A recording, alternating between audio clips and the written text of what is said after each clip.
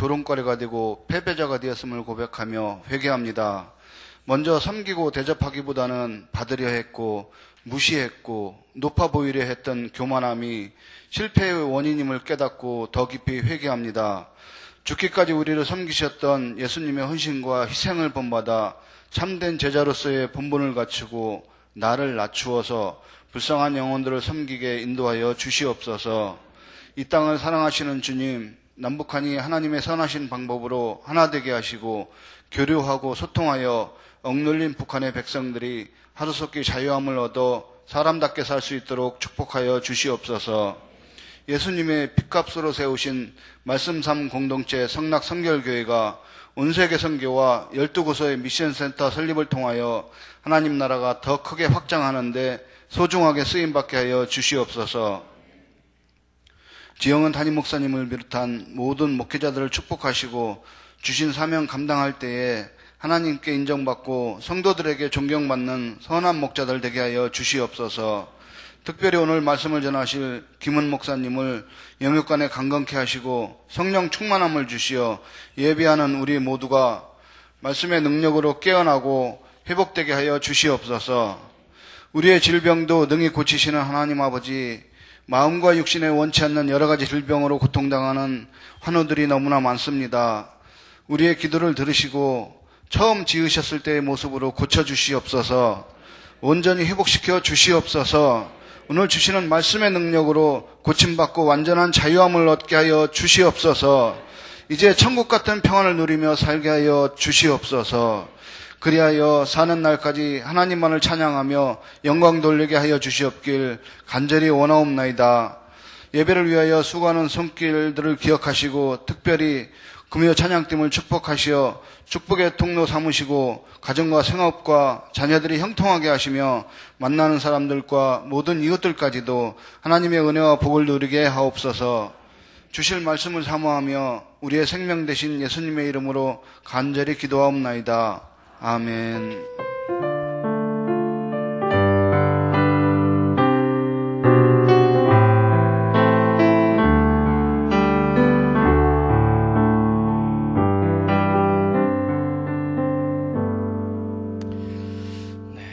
오늘 우리에게 주시는 하나님의 말씀은 에베소서 3장 14절에서 21절 말씀입니다. 에베소서 3장 14절에서 21절 말씀입니다. 우리 다 같이 한 목소리로 읽도록 하겠습니다.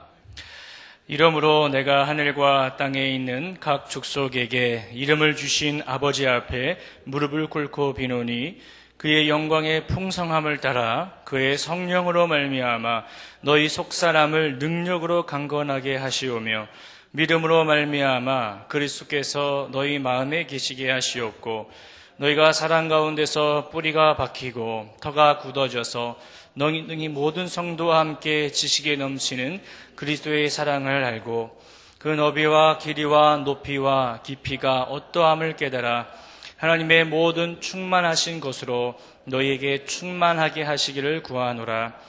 우리 가운데서 역사하시는 능력대로 우리가 구하거나 생각하는 모든 것에 더 넘치도록 능히 하실 이에게 교회 안에서와 그리스도 예수 안에서 영광이 되도록 영원 무궁하기를 원하노라. 아멘.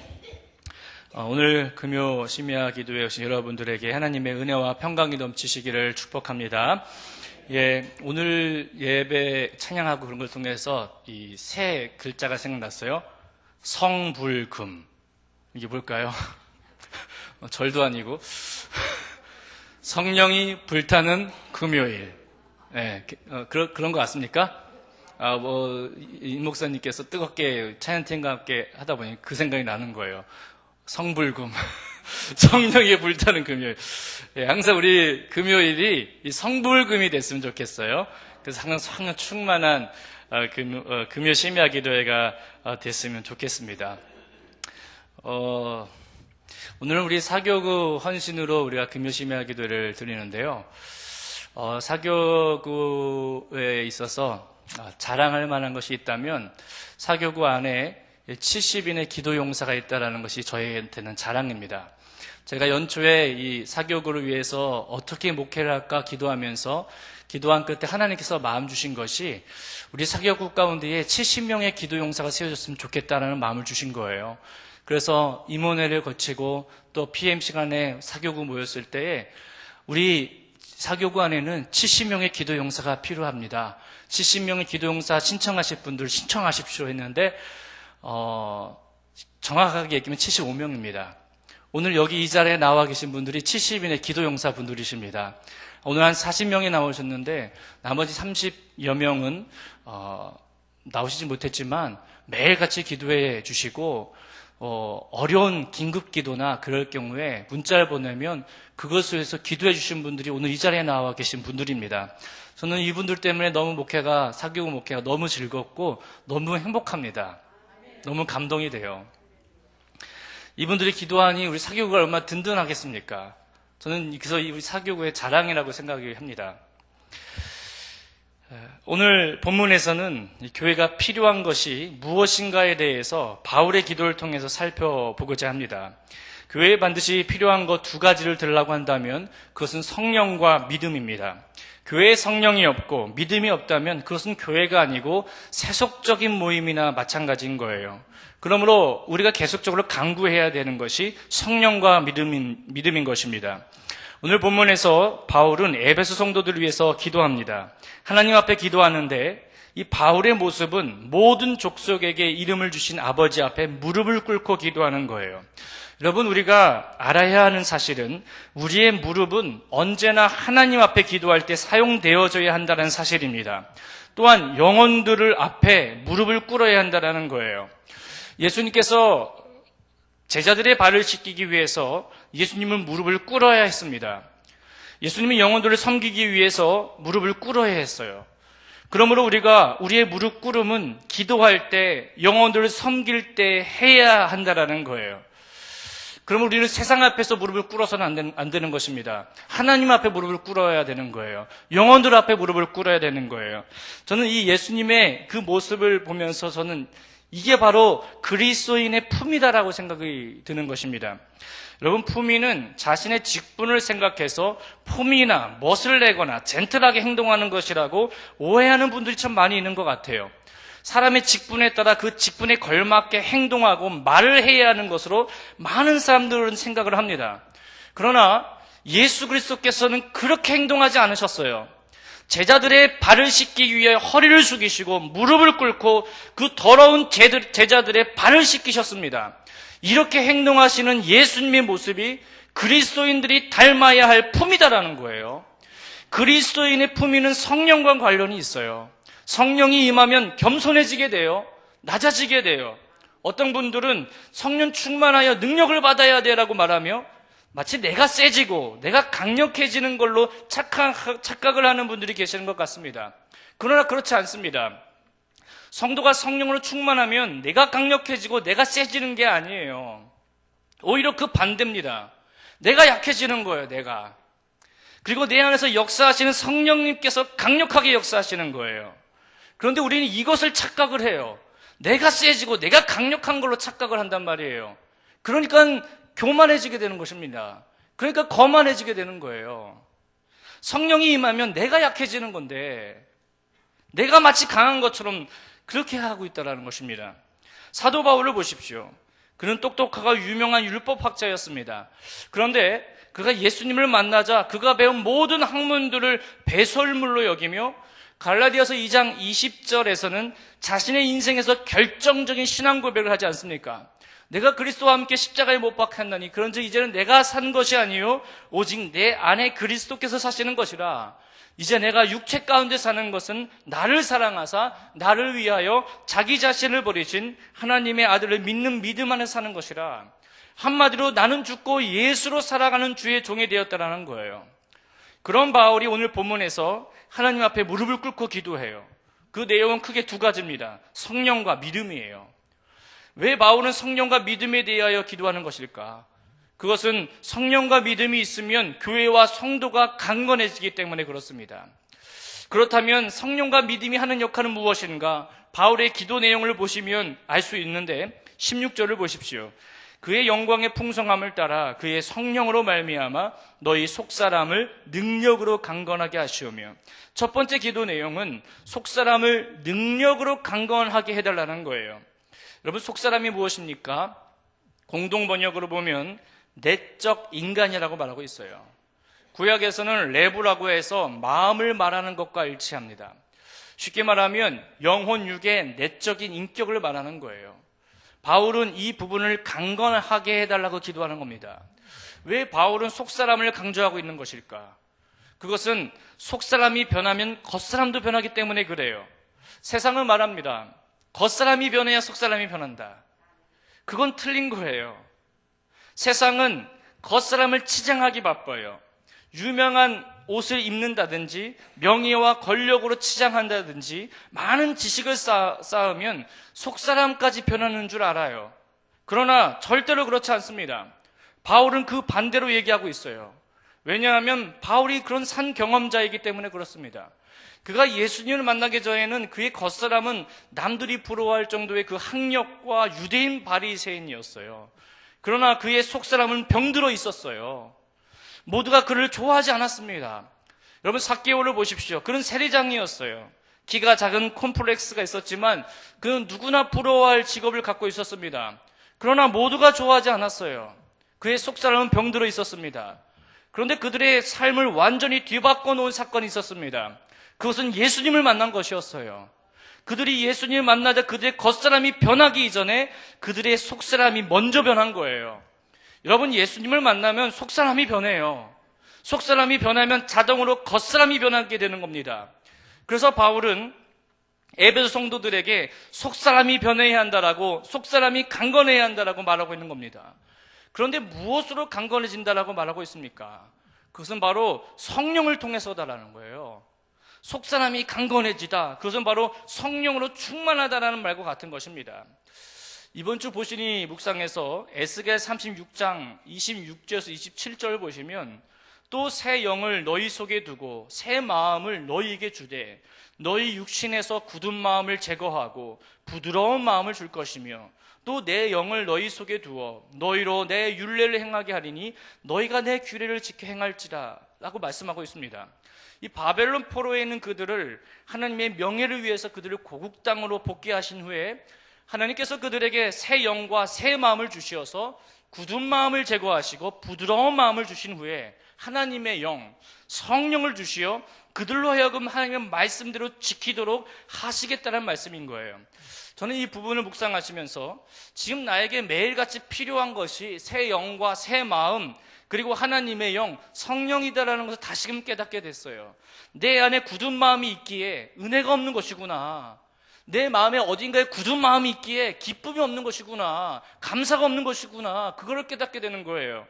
그래서 그 후로 날마다 이렇게 기도하게 됐어요. 주님, 오늘 나에게 새 영과 새 마음을 주시어 내 안에 있는 굳은 마음을 부드러운 마음으로 바꾸사 성령을 주시어 하나님의 말씀대로 살게 하여 주시옵소서. 사랑하신 여러분, 여러분에게도 이 말씀이 필요하지 않습니까? 여러분 안에 굳어진 마음이 있지 않습니까? 찬양을 하는데 미소를 짓지 않고 여러분 박수치면서 찬양해 본다고 생각해 보십시오. 되게 이상하거든요.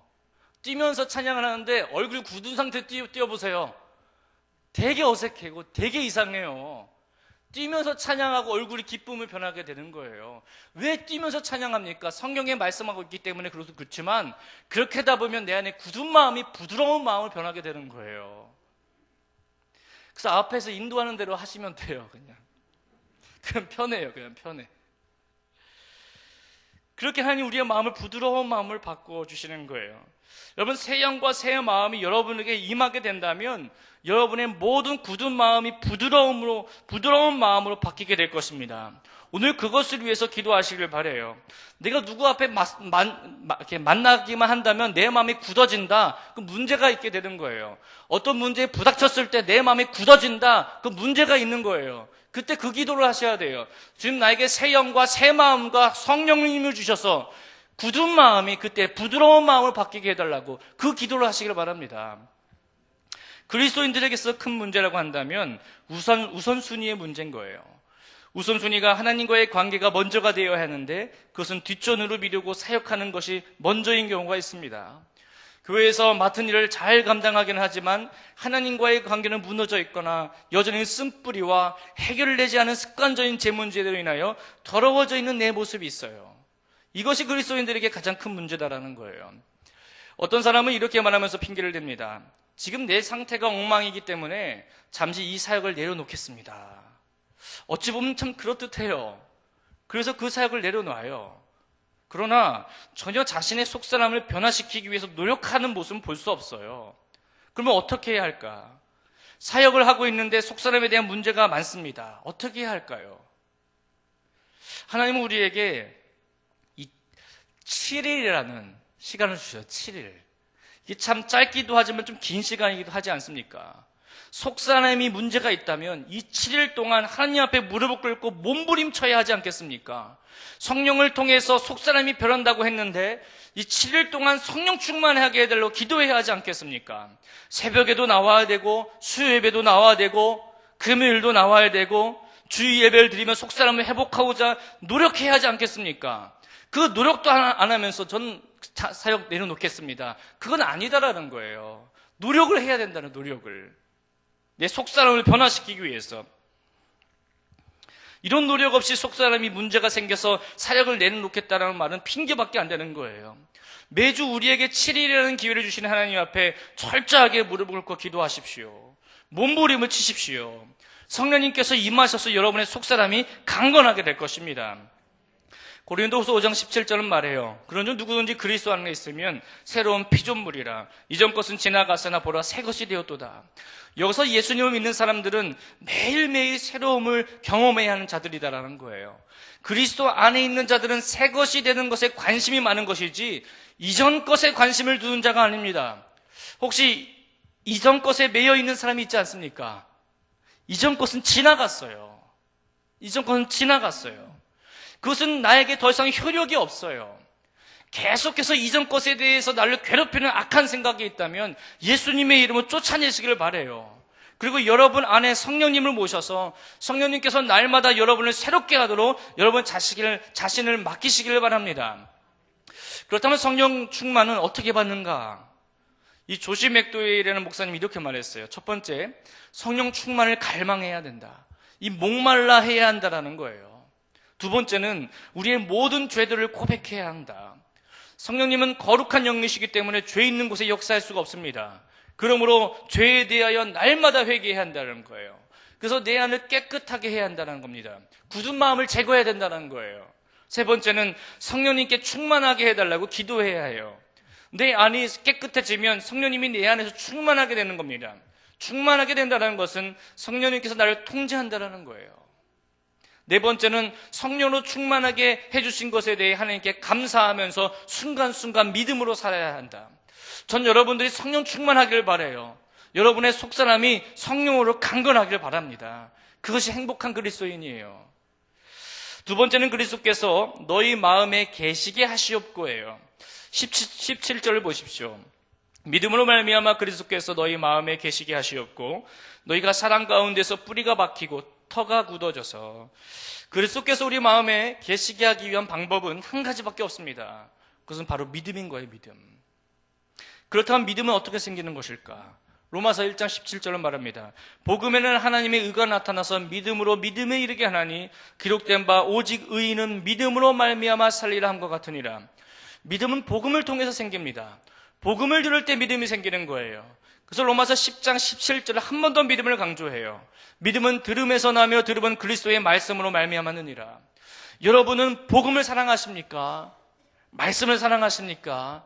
신앙의 연수가 어떻게 되셨습니까? 그 정도 되면 말씀에 대해서 전문가가 되어야 하지 않겠습니까? 그 정도 되면 예수 그리스도에 대해서 누굴 만드는지 내 입에서 막 나와야 되지 않겠습니까? 예수 그리스도에 대해서 전문가가 되어야 하지 않겠습니까? 복음을 사랑하세요. 지금도 듣지 않았어요. 1년만 말씀만 파보세요.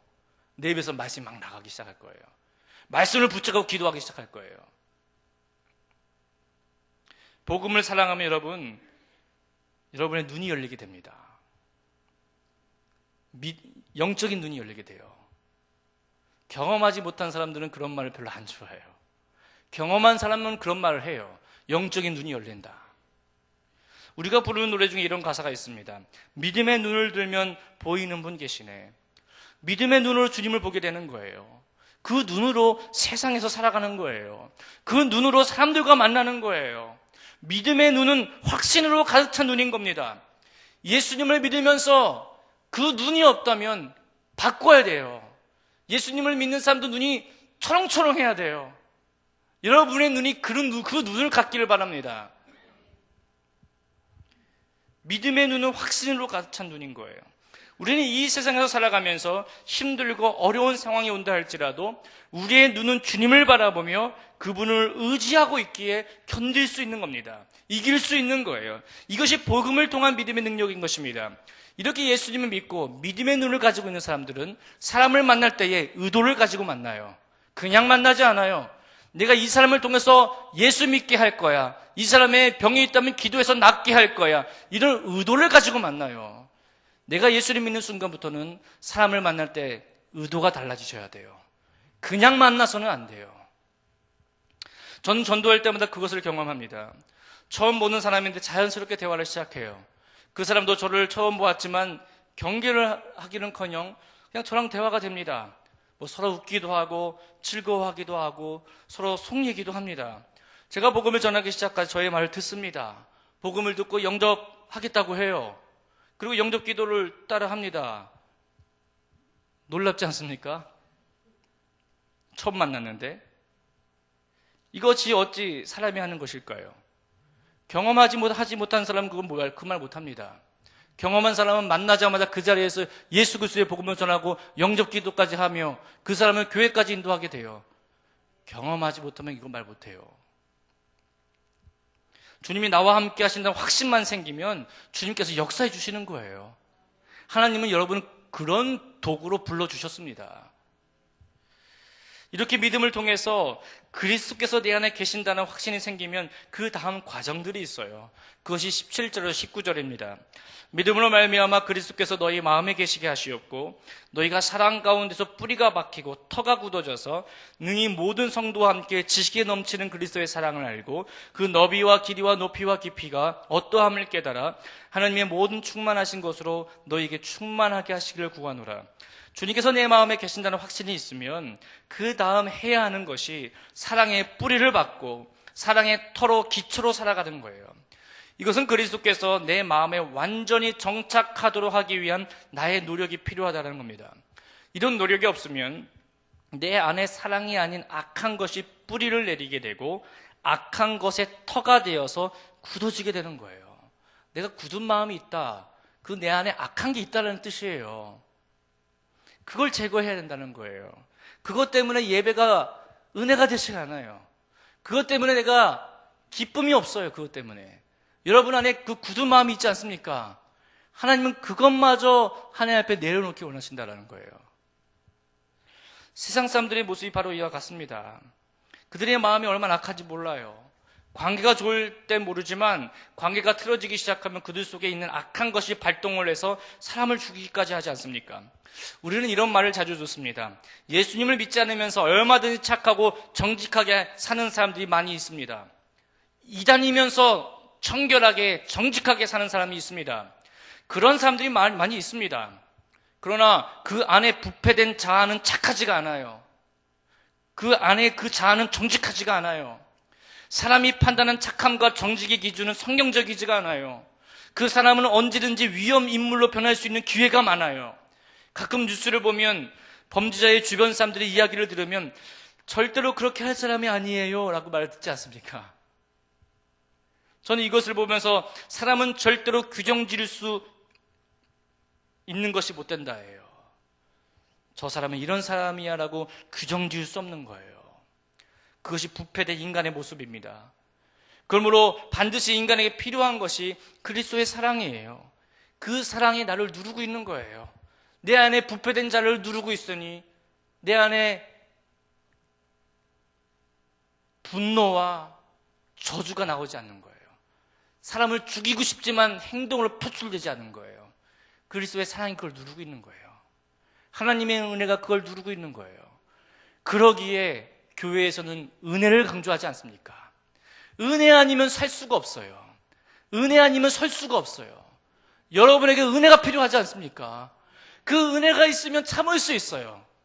미워하는 사람을 사랑할 수가 있어요. 내가 정말 필요한 건 그 은혜입니다. 그 은혜 있으면 돼요. 사랑하신 여러분, 우리에게 필요한 것은 그 은혜예요. 또한 오늘 말씀의 주제처럼 성령과 믿음입니다. 성령으로 여러분의 속사람을 강건하게 하십시오. 믿음으로 그리스도께서 내 마음에 계신다는 확신을 가지십시오. 그리고 그리스도께 사랑의 뿌리를 받고 사랑의 터가 굳어져서 그리스도의 측량할 수 없는 그 사랑의 충만함이 여러분에게 임하기를 바랍니다. 여러분, 하나님께서는 어떻게 역사하시는지 모릅니다. 전에는 이렇기 때문에 그 다음에도 이렇게 될 것입니다. 그건 우리의 인간의 생각입니다. 저 최근에 병원 신방을 가게 됐어요. 어떤 권사님의 어머님인데 그 전에는 예수님을 받아들이지 않았습니다. 그런 얘기를 들으면 참 오기가 발동이 돼요. 하나님, 내가 가면 바로 얻기는 저를 통해서 예수 믿게 해주세요. 저는 그런 오기가 있어요. 그래서 가서, 물론 권사님들과 품고 가죠. 같이 기도해 주시니까. 가서 예수님에 대해서 전하고 하니까 그때는 뭐 크게 부정함이 없다고 하셔서 예수님을 영접하게 되고, 영접 기도도 하고 그랬어요. 그리고 십자가도 줬어요. 이거 제 거 아니거든요. 이거 빌렸거든요. 그 자꾸 계시더라고요. 나이가 좀 계신 분인데 얼마나 감사한지요. 얼마나. 여러분의 생각으로 단정하지 마십시오. 하나님은 어떻게 역사하실지 몰라요. 여러분 가운데 하나님의 성령과 믿음이 오늘 밤 가운데 충만하게 되기를 바랍니다. 그래서 여러분이 그 전에 우리 가정에는 그런 말도 못했어요. 했지만 이제는 가서 말할 수 있는 그런 담대함이 생기기를 바랍니다. 그래서 가정에 살아나게 되고 부정했던 사람들이 예수님 믿게 되는 은혜가 여러분 가운데 임하게 되기를 바랍니다. 이 시간 함께 찬양할 텐데, 우리가 살아가는 이 세상은 마치 영적으로 전쟁과도 같은 세상 속에서 살아가고 있습니다. 그래서 세상의 유혹과 거대한 폭풍과도 같은 것들이 우리를 위축하게 할 때가 참 많아요. 거짓과 속임수가 판을 치는 이 세상에서 우리가 정신 바짝 차리지 않으면 당하고만 마는 그런 세상을 살아가고 있습니다. 주님, 나에게 믿음의 눈을 주시어서 주님을 바라보게 하시고 주님을 찬양하며 사망과 어둠의 권세 물리치신 그 예수의 이름으로 승리하게 하여 주시옵소서라고 우리 함께 찬양하면서 그렇게 기도했으면 좋겠습니다.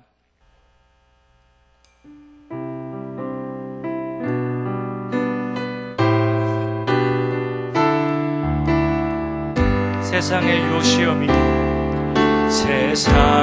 유혹 시험이 내게 몰려올 때에 나의 힘으론 그것들 모두 이길 수 없네.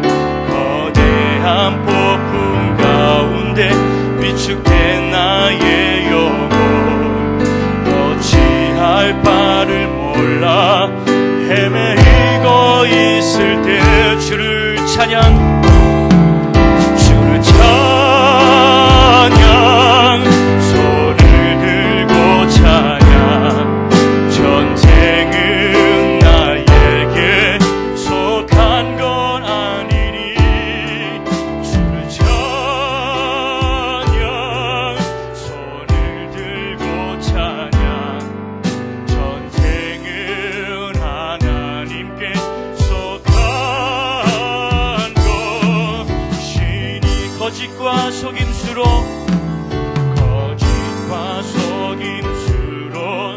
가득 찬 세상에서 어디로 갈지 몰라 머뭇거리고 있네.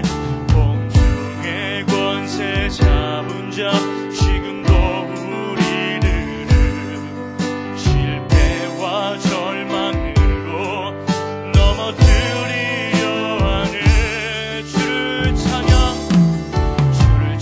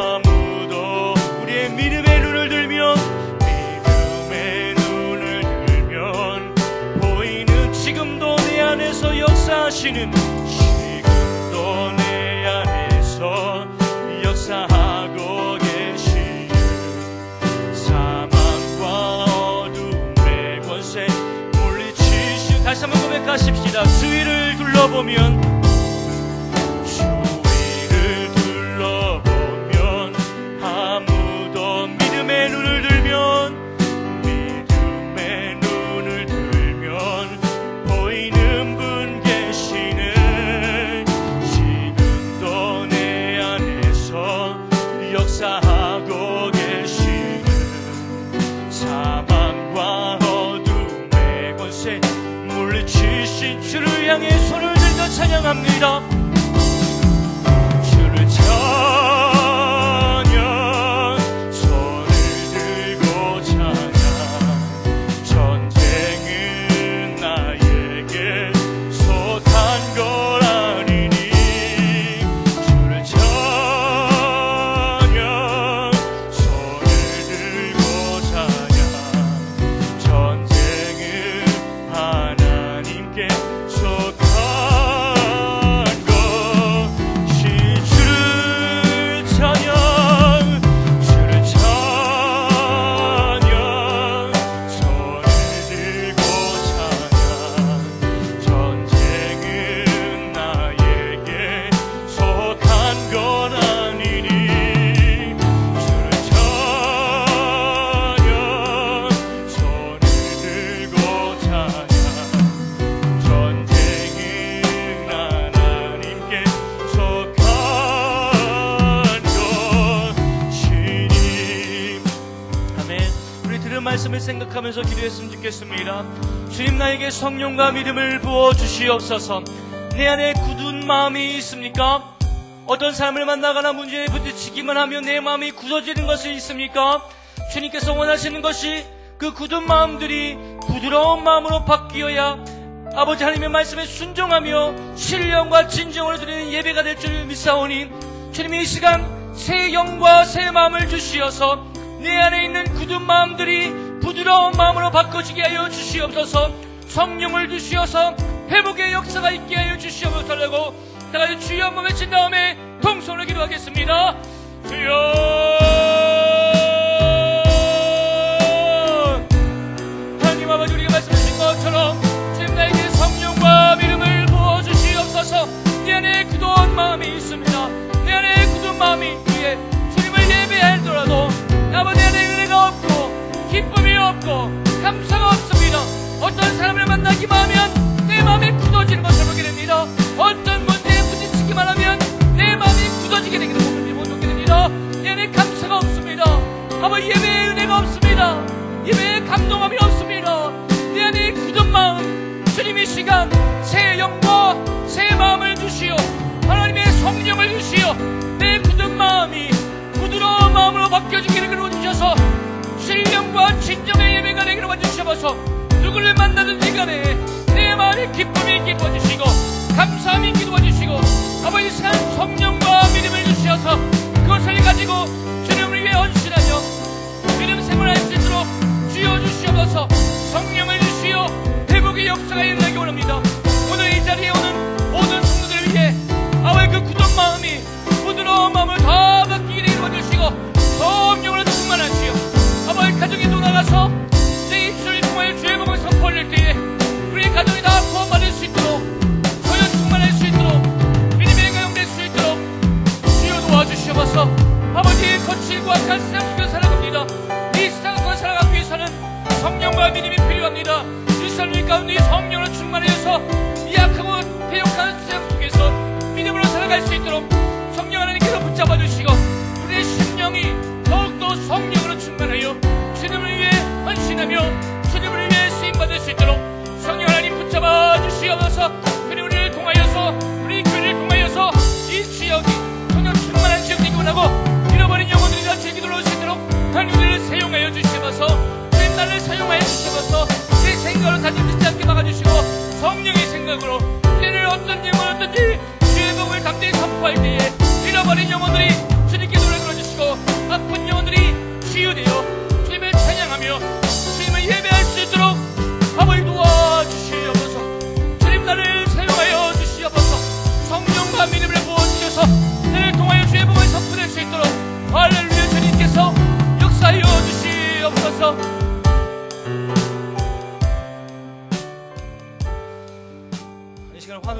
기도했으면 좋겠습니다. 특히 우리 사교구에 임경숙 권사님이 계십니다.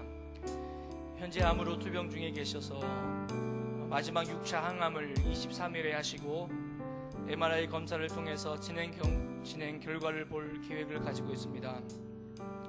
성령님께서 암세포를 제거해 주시고 깨끗하게 치료하여 주시옵소서라고 기도해 주셨으면 좋겠습니다. 권사님과 오늘 통화하면서 이런 말을 했어요. 권사님 깨끗하게 치료돼서 교회 오는 날에는 권사님을 위해서 기도한 이 70명들이 모여서 권사님을 맞이할 거예요. 권사님을 맞이하고 축복할 거예요. 그 날을 위해서 힘내시고 담대하시라고 통화를 했습니다. 이 시간 우리 임경숙 권사님 우리 선물 기도해 주시길 바랍니다. 주님, 암세포가 제거되게 도와주시고 주님께 예배하러 오는 날 우리 모두 끌어안고 기뻐하며 주님을 예배하게 해주십시오를 기도했으면 좋겠습니다. 그리고 오늘 우리 신장 제거 수술을 하신 신수기 집사님 6시간이라는 긴 시간 동안 수치가 참 낮은 그 위치까지 갔었음에도 불구하고 수술이 잘 되었습니다. 빠른 회복을 통해서 이전보다 더 건강하게 하시고 더 이상 투석을 하지 않아도 활동할 수 있는 활력을 주시옵소서라고 기도해 주시기 바랍니다. 그리고 여러분들이 또 알고 있는 환우들이 계실 텐데 그 환우들의 이름을 부르면서 주님께서 그분들을 고쳐주시고 그분을 통하여 주님 전하는 복음의 통로가 되게 해달라고 우리 이분들을 위해서 같이 한번 주여 한번 외친 다음에 동서 기도하겠습니다. 주여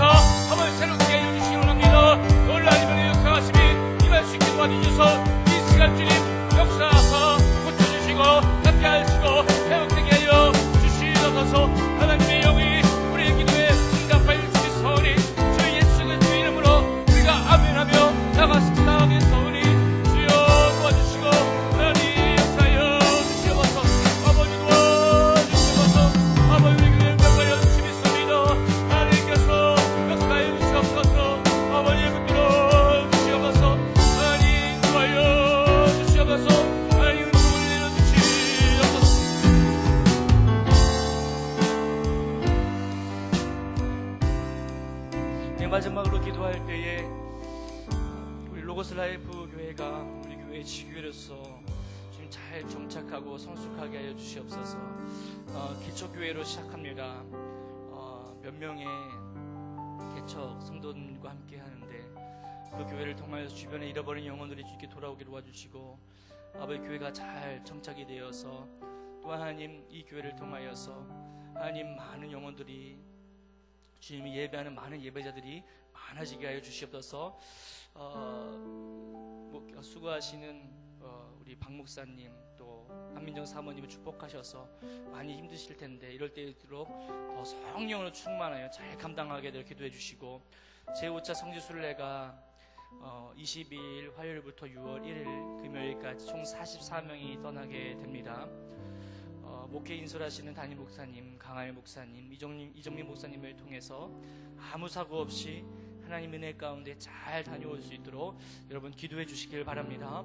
그리고 여러분의 기도 제목을 가지고 이 시간 함께 기도하시고 간절히 구하고 채 두드릴 때에 하나님께서 응답해 주실 줄 믿습니다. 그리고 각자 삶의 자리로 돌아가도록 하겠습니다. 마지막으로 주여 한번 외친 다음에 평선을 기도합니다.